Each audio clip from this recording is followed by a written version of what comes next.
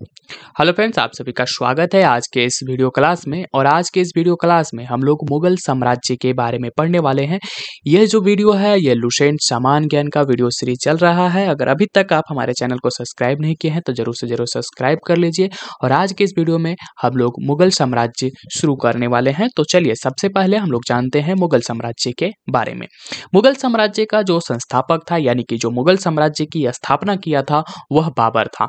ठीक है, यहाँ पर बाबर जो है वह मुगल साम्राज्य का संस्थापक कह सकते हैं इसको।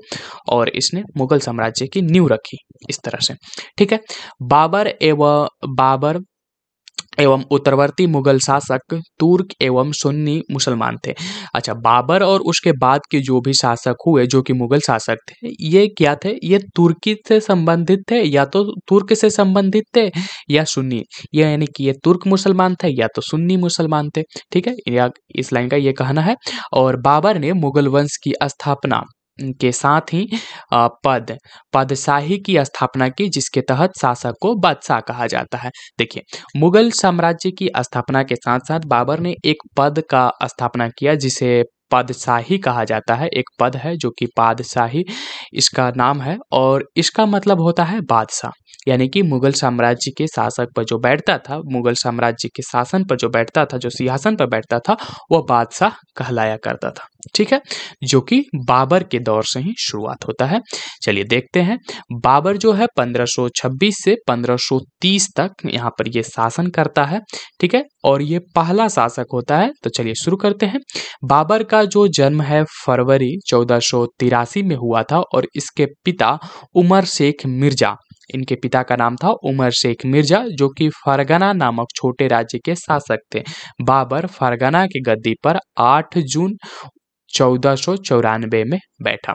देखिए, बाबर की जन्म 1483 ईस्वी में इसका जन्म होता है। इसके पिताजी का नाम उमर शेख मिर्जा है, और उमर शेख मिर्जा जो थे वह फरगना नामक एक छोटे से राज्य के शासक थे। यानी कि एक छोटे से राज्य का राजा थे। फरगना नामक एक छोटा सा राज्य था।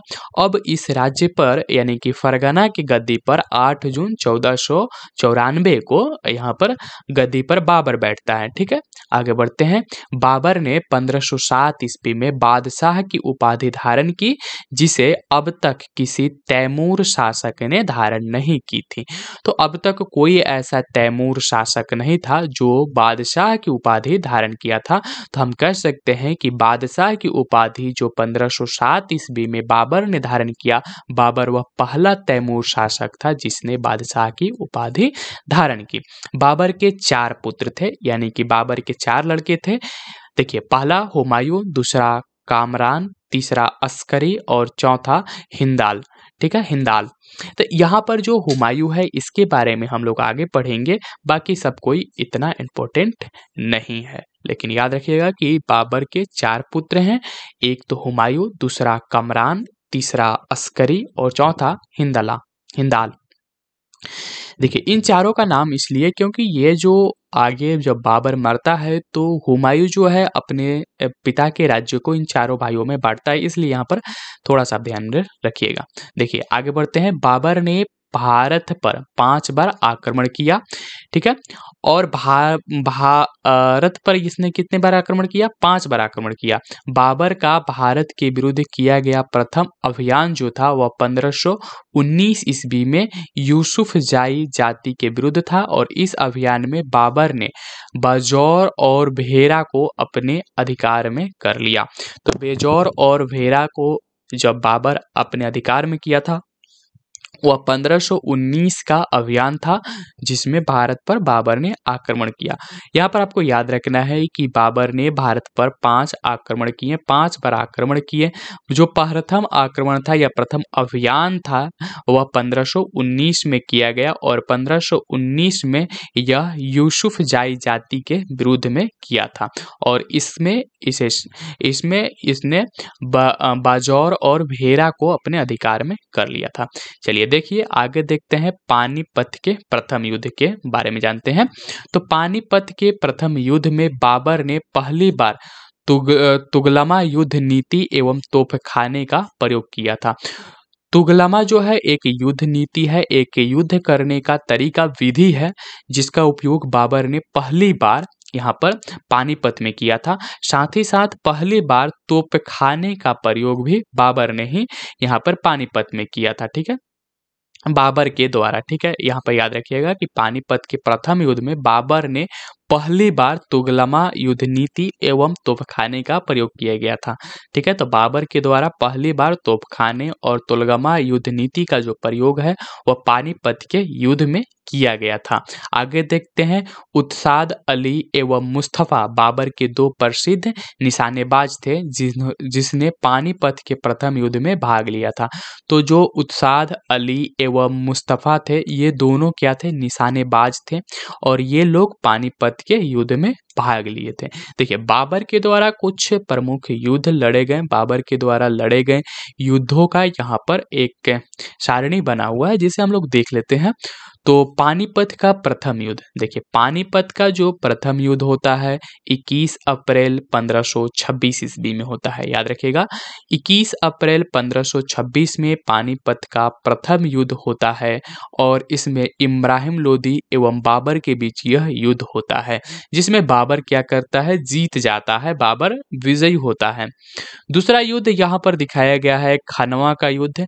खानवा का युद्ध 17 मार्च 1527 ईस्वी में राणा संगा एवं बाबर के बीच होता है जिसमें बाबर क्या होता है, विजयी होता है। ठीक है, खानवा का युद्ध कब होता है, 17 मार्च 1527 ईस्वी में। ठीक है, वहीं पर पानीपत का प्रथम युद्ध कब होता है, 21 अप्रैल 1526 ईस्वी में।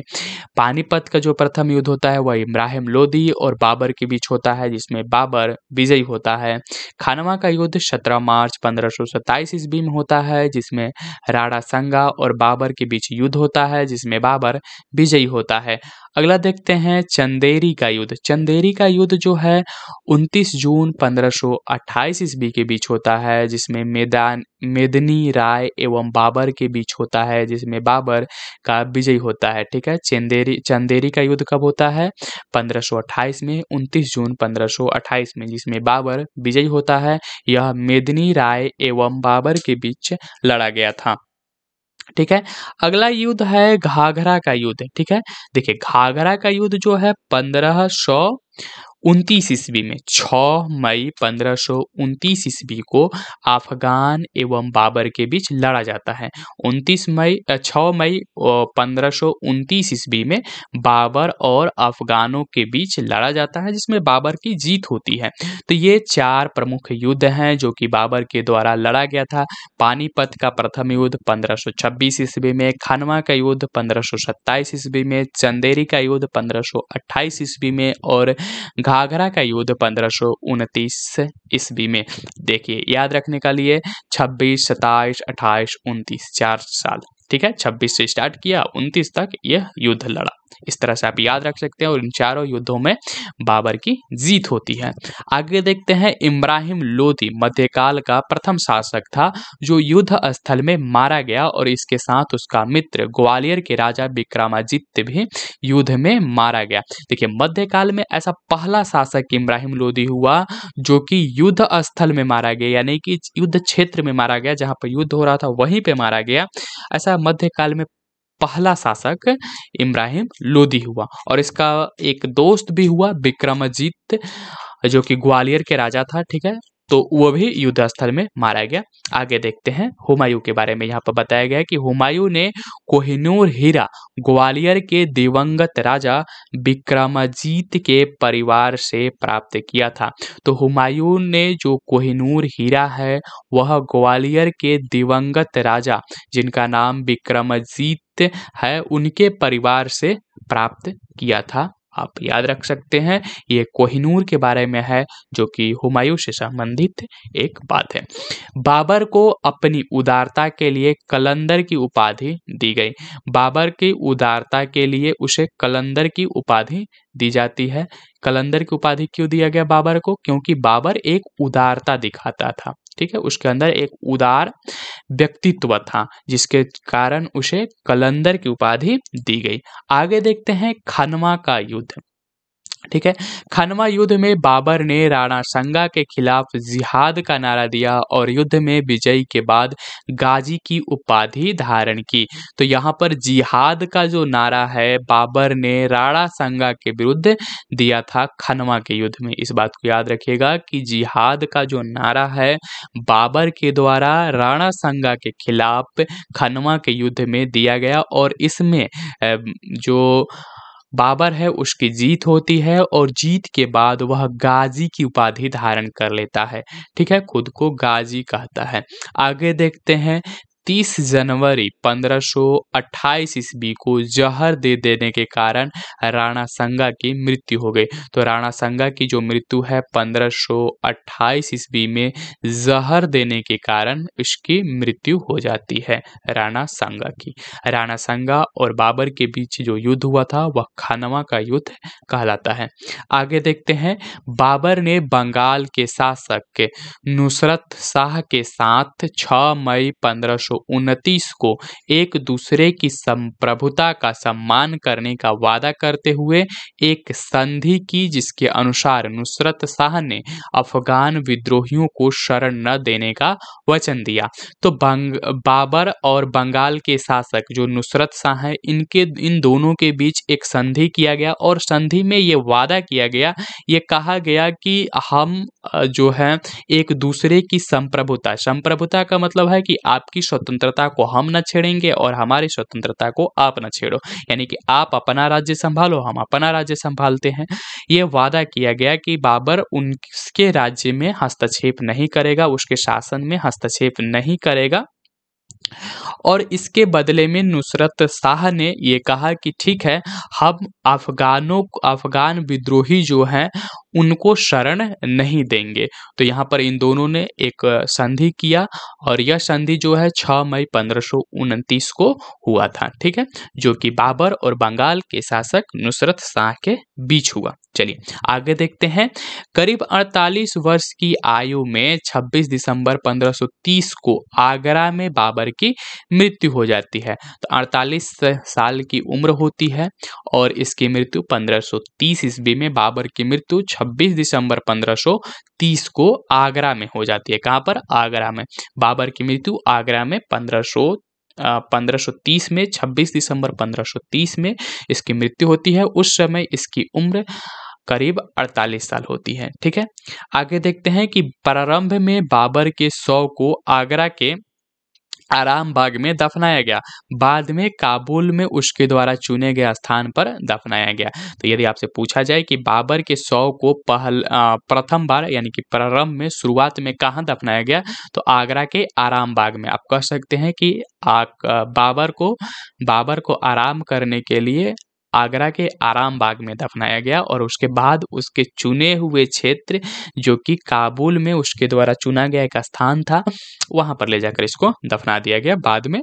ठीक है, आगे देखते हैं कि बाबर की जो मातृभाषा थी यानी कि जो उसकी मूल भाषा थी वह तुर्की थी, लेकिन वह अरबी और फारसी का भी अच्छा ज्ञाता था। वह तुर्की भाषा बोलता था लेकिन उसकी अपनी भाषा तुर्की थी, लेकिन वह अरबी और फारसी को अच्छी तरह से जानता था, उसको अच्छी तरह से समझता था, बेहतर ज्ञाता था। ठीक है, बाबर ने अपनी आत्मकथा बाबरनामा तुर्की में रचना की और जिसका अनुवाद बाद में फारसी भाषा में अब्दुल रहीम खान खाना ने किया। देखिए, बाबर की जो अपनी भाषा है वह तुर्की है, इसीलिए उसने बाबरनामा की रचना अपनी भाषा तुर्की में की। बाबरनामा क्या है? बाबरनामा जो है वह बाबर की आत्मकथा है। ठीक है, और इस बाबरनामा को तुर्की भाषा से जो फारसी भाषा में अनुवाद किया गया वह अब्दुल रहीम खान खाना के द्वारा किया गया। इनका नाम था अब्दुल रहीम खान खाना, जो कि बाबरनामा को जो कि तुर्की भाषा में बाबरनामा लिखा गया था उसको फारसी भाषा में अनुवाद करने का काम अब्दुल रहीमन खान खाना ने किया था। अब्दुल रहीम खान खाना ने। आगे देखते हैं, अपनी आत्मकथा में बाबर ने औपचारिक बागों की योजना और उनके बनाने में अपनी रुचि का वर्णन किया है। ठीक है, तो ये बाग बनाने में अपनी कथा, जो आत्मकथा है बाबरनामा, उसमें यह बाग बनाने की जो इसकी योजनाएं थी उनके बारे में अपनी रुचि को वर्णन किया है कि हाँ, मुझे बाग बनाने में अच्छा लगता है, तो उसके बारे में यहाँ पे अब जिक्र किया है अपनी आत्मकथा में। अक्सर ये बाग एक दीवार से घिरे होते थे तथा कृत्रिम नहरों द्वारा 4 भागों में विभाजित आयताकार आहते में स्थित थे। 4 समान हिस्से में बटे होने के कारण ये 4 बाग कहलाते थे। ठीक है, तो आप याद रखिएगा कि अकबर जो बाबर है हमारा, बाबर अपनी आत्मकथा बाबरनामा में बाग बनाने की, जो औपचारिक बाग बनाने की उसकी जो योजना है उनका वर्णन करता है। वह इस बारे में बताता है कि उसे बाग बनाने की रुचि है। ये जो बाग होते थे वह 4 दीवारों से घिरे होते थे और इनके बीच में 4 कृत्रिम नहरें बनाई जाती थी और ये बाग जो था वो आयताकार आहते से घिरा हुआ होने के कारण इसे 4 बाग कहा गया। ठीक है, यानी कि 4 भागों, चारों तरफ से घिरे होने के कारण इसको क्या कहा गया? इसको 4 बाग कहा गया। आगे है नोट करके यहाँ पर कि 4 बाग बनाने की जो परंपरा की शुरुआत है अकबर के समय में हुई थी। तो 4 बाग बनाने की जो परंपरा की शुरुआत किया गया वह अकबर के समय में शुरुआत किया गया। आगे देखते हैं, बाबर को मुबाय्यान नामक पदशैली का भी जन्मदाता माना जाता है। तो मुबय्यान नामक पद शैली है जिसका जन्मदाता बाबर को माना जाता है। एक पद शैली है जो कि मुबय्यान के नाम से जाना जाता है और इसके जन्मदाता किसको कहा जाता है? बाबर को जाना जाता है। आगे है कि बाबर प्रसिद्ध नक्शबंदी सूफी ख्वाजा उबदौला अहरार का अनुयायी था। बाबर का उत्तराधिकारी हुमायूं हुआ। देखिए, जो बाबर है वह प्रसिद्ध नक्शबंदी सूफी, एक सूफी संत थे जिनका नाम था ख्वाजा उबदुल्ला अहरार, इसके अनुयायी था। यानी कि इनको ये मानता था, उनकी आज्ञाओं को मानता था या फिर उनके मार्गदर्शन पर चलता था बाबर। ठीक है, तो बाबर ख्वाजा उबदौला अहरार का अनुयायी था और बाबर का उत्तराधिकारी हुमायूं होता है। यानी कि बाबर के बाद उसके स्थान पर जो राज करता है वह हुमायूं करता है।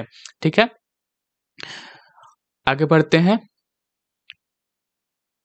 तो इस तरह से हम लोग बाबर के बारे में पूरा चीज़ देख लिया। अब उसके बाद हुमायूं के बारे में हमें अगले वीडियो में जानना है, क्योंकि हुमायूं जो है वह बाबर का उत्तराधिकारी बनता है। यानी कि बाबर के बाद हुमायूं गद्दी पर बैठता है 1530 से 1556 ईस्वी के बीच। अगली जो हमारी वीडियो आएगी वह हुमायूं पर होगी। अगर आप अभी तक हमारे चैनल को सब्सक्राइब नहीं किए हैं तो जरूर से जरूर सब्सक्राइब कर लीजिए और अगले वीडियो हम हुमायूं पर करने वाले हैं, तो उस वीडियो को जरूर देखिएगा।